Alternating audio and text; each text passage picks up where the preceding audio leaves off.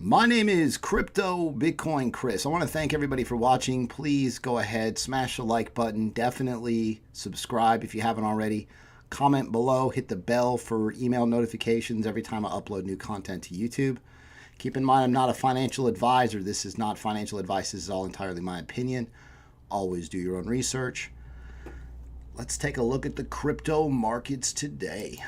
So, market is green. It's in the evening time, 9 p.m. Eastern time. Market came back pretty good in the second half of the day, so obviously great to see a bunch of green in the market. There's a few coins that are down still, but a lot of the coins have just, really moved sideways. A few percent gains here and there. Top performers: CyberMiles, CryptoNext, Dropil, Theta token, Binance Coin, BBOX token.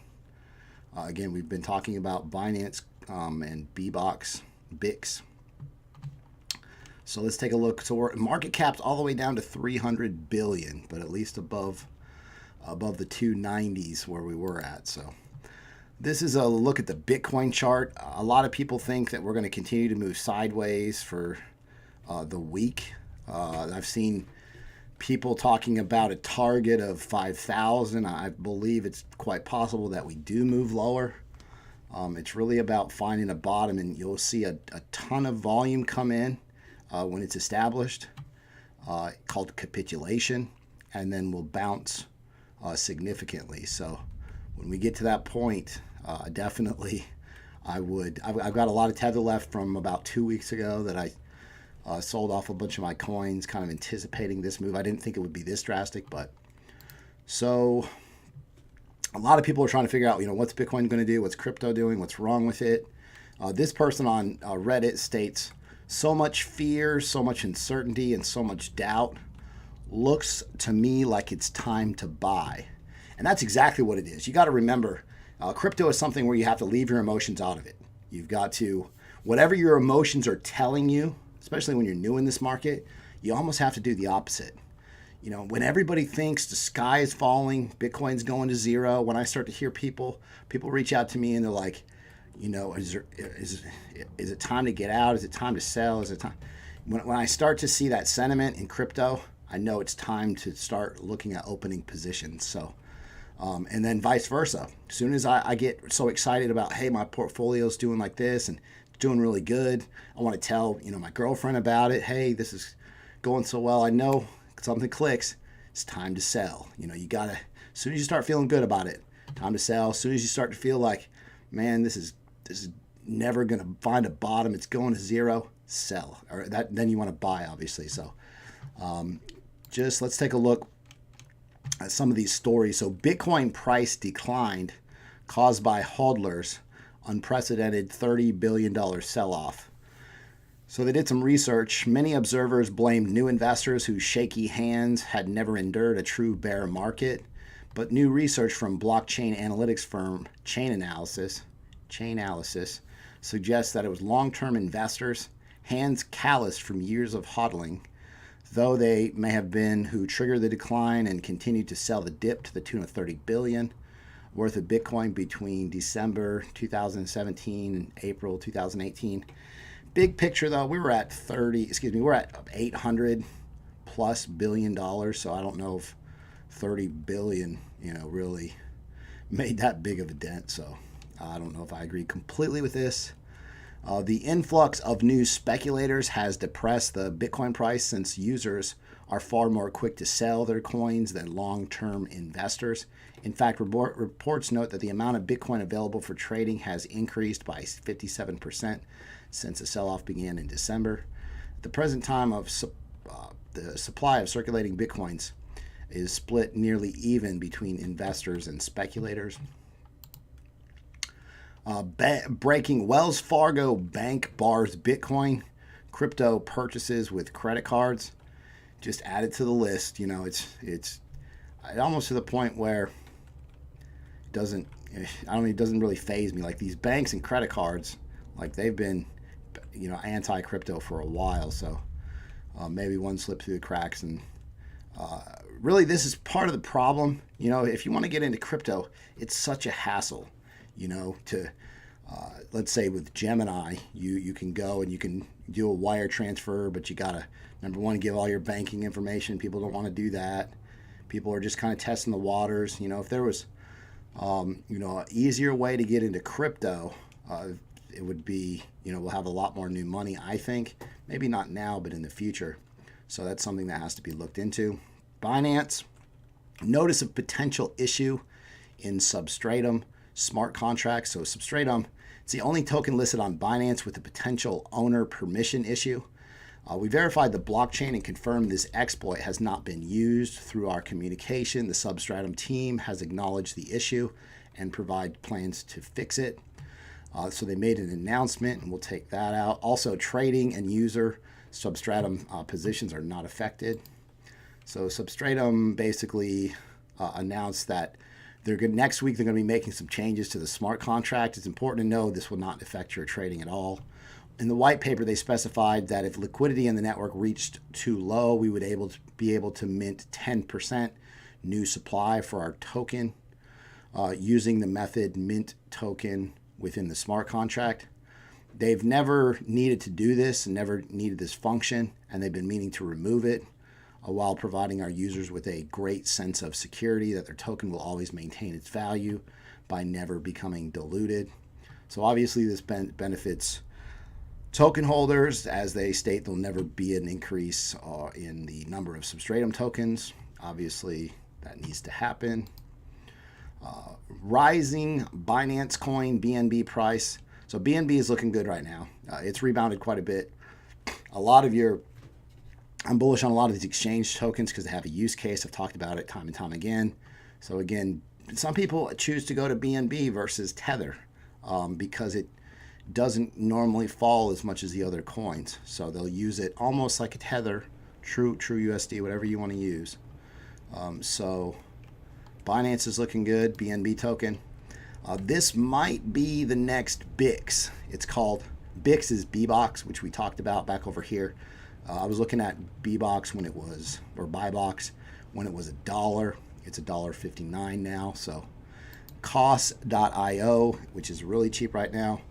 I definitely want to see a bottom come in on the technical analysis side of this, but it was launched, cost.io was launched in April on the 1st, 2017. They grew from 5 people to 19, and they've made this huge announcement. They're proud to announce Cost 2.0.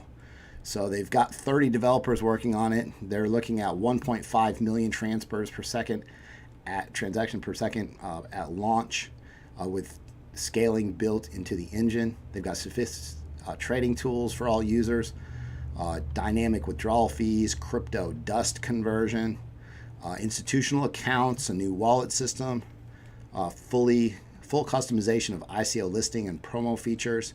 You can do portfolio and watch list features. They've got iOS and Android apps with trading and portfolio features and some cost-based pairs. Again, this isn't released yet, and aren't giving a timeline, but they're going to keep everyone updated. So that's obviously a good potential there with costs.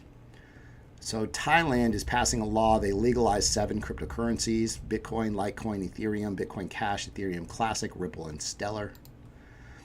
EOS, they're giving $100,000 as an EOS hardware wallet bounty. So down here, so the $100,000 will be paid from their own personal funds, not block rewards. They will be posting a link to an EOS wallet to show proof of funds after the mainnet is unlocked. So those bug bounties actually work pretty well. You've got a lot of people that are quick to find as many bugs as possible. Obviously, they're getting paid based just on what they find. Tezos investors forced to undergo KYC nearly 1 year after the ICO. So there was no blockchain industry consensus during the foundation's donation period in July of 2017. Over the past 10 months, however, they're verifying contributors meet the KYC Know Your Customer requirements. It's become the best practice. So Tezos, which has had a ton of problems, they were designed to be a self-amending ledger, allowing its stakeholders to decide what protocol upgrades will be deployed to the network. The ecosystem was designed to be more decentralized than earlier blockchain projects, in which decision making was centralized in miners and developers. So the Tezos project seeks to prevent blockchain splits, such as the split that took place in between Ethereum and Ethereum Classic. So this is an interesting article. I want to get your thoughts on this. So Korean exchange Upbit, they paid 6 people for reporting fraudulent crypto schemes. So there was 10 reported schemes, only 6 where they were selected. But what they're doing is they want to provide reward money to users who have reported fraudulent acts that impersonate ICO and investigating agency, police, prosecutors, submit the necessary evidence and documents to prove the declaration. So even though some of the procedures weren't followed, Upbit just went ahead and paid out the currency, the cryptocurrency. I don't even know if it was crypto. They're just basically looking to create a sound cryptocurrency ecosystem. So here's the key, and here's what I want to ask you about. So they have this new partnership with Thomson Reuters where they've created World Check. It's a trusted, accurate source of risk intelligence made available to help you meet your regulatory obligations, make informed decisions, prevent your business from inadvertently being used to launder the proceeds of crime or association with corrupt business practices. So when you join Upbit, your membership information is checked against the World Check data. If the security risk is determined to be in relation to crime and terrorism, the registration process is immediately determined. So they also check daily for criminal records of members against the World Check database. So you're on your exchange and they're checking your criminal records history. I don't know. What do you think? Is that too much? And I mean, know your customer. What do they want to know? Everything, apparently. Cardano's goal is to distribute ADA as an incentive. So the head of incentives of Cardano has encourages people to participate in the protocol and much more. The incentives are given out in the form of ADA, enabling the users to join stake pools to receive them. This is considered as a reward for being part of the protocol and helping to ensure its healthy operation. So this is an article. Binance has quadrupled its user base since January. It's going to launch EUR pairs, European pairs. Binance has got 9 million users, up from 2 million in January. However, Binance made 150 million in the first quarter profit-wise. In quarter 4 of last year, they made 200 million. So even though they've grown in users volume, they've averaged about 1.4 billion in daily trading volume during that span. So obviously volume is just not there right now. So Ledger announces support for the Nano S. You can also use nanovault.io to access the Ledger app. I think that's actually supposed to be basically Ledger Nano S is going to support Nano. That's what it should read. So again, the Nano Node version 14.0 released. So this patch focuses on improving syncing, bootstrapping, and reducing network usage. You could go on, in Google real quick and find they've got a ton of release notes here on everything they updated. So just keep in mind when you pick these tokens, you hold these, especially long-term holds, you want to see that they're constantly upgrading, updating, working for new software releases. You want to see the team behind it is actually staying up to date, because there's always going to be another crypto coming out to one up the other coins in existence. So this was the Nano Vault I was just talking about. So again, you use Nano Vault with the Ledger device, and it's the easiest and quickest way to send and receive Nano available. So you can send and receive Nano with your Ledger Nano S. Link is in the description for the factory. It supports the channel. If you pick up your Ledger Nano S hardware wallets, links in the description. Definitely look at what happened with CoinRail. You don't want to leave all your coins sitting on exchanges. Anything can happen. 20 million plus in Ethereum stolen due to Geth vulnerability. So insecurely configured clients running Geth, a command line interface program that runs Ethereum network full nodes, enabled the theft of over $20 million in ETH over the last few months. This started when a cybersecurity company noticed that hackers were scanning IP addresses to see whether they had port 8545 open. The port's used by Geth to communicate with the Ethereum network. So somebody tries to make quick money by scanning this port, looking for Geth clients and stealing their cryptocurrency. The latest scan of the hacker's wallet now shows that the hackers have 38,642 ETH in their wallet. That's about $20 million, because a lot of users just aren't familiar that they should only allow Geth to listen to port 8545 from localhost or IP 127.0.0.1. Block One's own hardware wallet is coming. Future looks good for EOS. So Block One, they've developed the most secure hardware wallet in the industry. Block One is building hardware wallet and be the most secure. Because they're not launching chain, it's not our job to provide any web interface. There are third-party wallets that can be trusted. So keep an eye out for hardware wallets. TRX USD pair listed on Binance as to support Tron's mainnet migration. So it always makes things a little easier to move your money in and out of Tether if you got a trading pair for it. Cheaper too, one less transaction. So Litecoin into high business, cannabis delivery, now accepting cryptocurrency. Not just accepting it, but encouraging it. So Weed Maps is an online marijuana community which delivers cannabis. They call themselves, as they say, hello, we're a small private company, delivery service in downtown LA area, and we love Litecoin. So Weed Maps, as mentioned by their handle, you have to be 21 plus with ID or 18 plus with a valid medical card. You have to have Litecoin. Obviously, a few other coins, but they prefer Litecoin. They also offer a 10% discount on all crypto transactions. And for the first sign up on their portal, you would get a 50% discount. Basically stated that, and we have success. Reddit community, and more specifically the Litecoin community, came through. We've had our first successful Litecoin payment today. So real world data on the speed of Litecoin over Bitcoin. We had the order from an existing customer about an hour and a half ago. The Litecoin order came in. We started processing the Bitcoin transaction, and it still hasn't fully confirmed. This is over 2 hours after the time of writing. Now on Litecoin, 5 minutes done. So again, I'm the same way. I like to use Litecoin to pay for a lot of online transactions just because it's faster and cheaper. So sources claim CoinRail hack loot has already been laundered. So the information that suggests 40 million was stole off CoinRail of TRX, NPXS, Dent, and Aston X.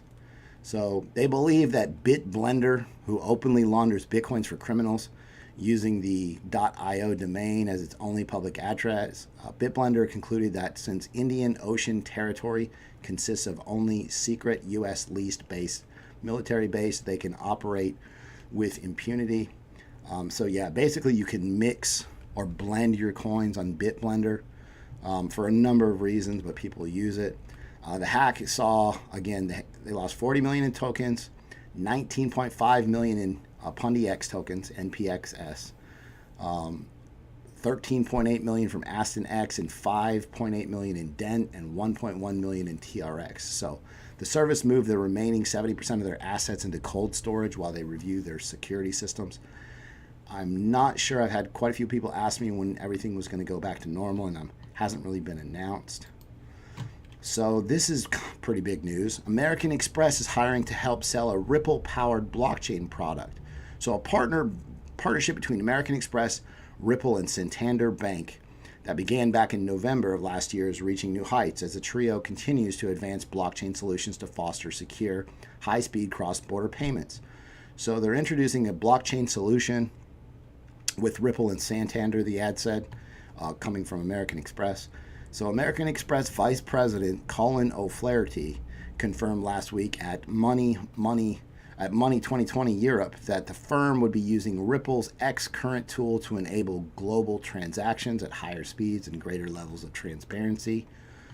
All I am concerned about is I hope, for the benefit of the viewers, that XRP is involved in this somewhere. So lastly, we'll talk about Korea is going to regulate cryptocurrency exchanges like commercial banks, legitimizing the industry, which definitely needs to happen as far as, put some regulation on things. It's not going to be too crazy. Hopefully it's not going to be too crazy, and it will bring a lot of institutional money into the space. So whilst anti-money laundering and know your customer policies could create an uncomfortable ecosystem for users at first, it'll add legitimacy to the rapidly growing cryptocurrency and blockchain sector, allowing the market to evolve in an emerging asset class and convincing major banks such as JP Morgan Chase and Goldman Sachs to enter the cryptocurrency sector with custodian solutions. So my name is Crypto Bitcoin Chris. I want to thank everybody for watching. Please go ahead, smash the like button. Definitely please subscribe if you haven't already. Comment below, hit that bell for notifications. You guys are amazing. Have a great day.